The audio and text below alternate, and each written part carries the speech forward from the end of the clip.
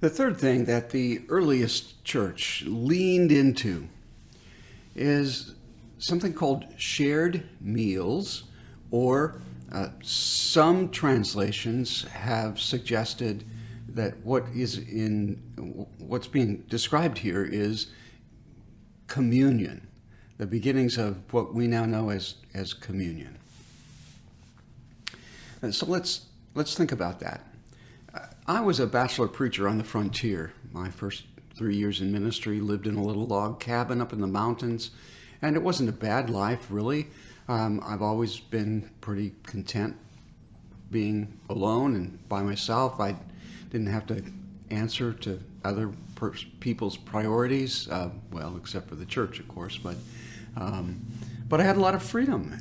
The lonely part, though, the truly lonely part, was eating by myself.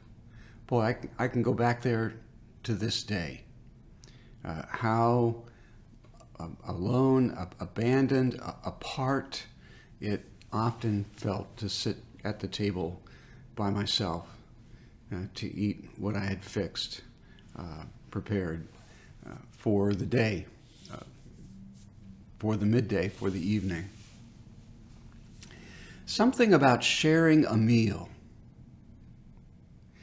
Something about sharing a meal is wondrous, is magical. It was in the breaking of the bread, Luke says, at the Emmaus Inn, that the disciples recognized that Jesus is in their midst.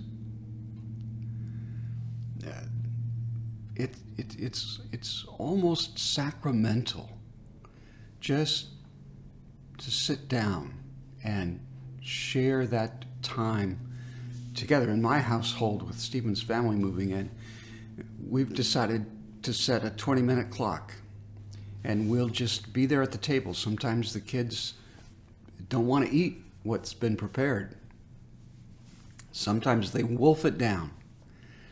But we're trying to teach them to stay with us.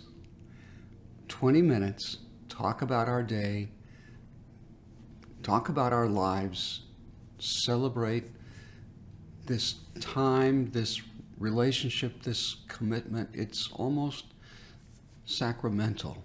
The early church was devoted to the common meal, to communion, perhaps, yes, but to the common meal, an almost sacramental kind of experience. This has Ben Moore from West Highlands United Methodist Church with a thought for your day.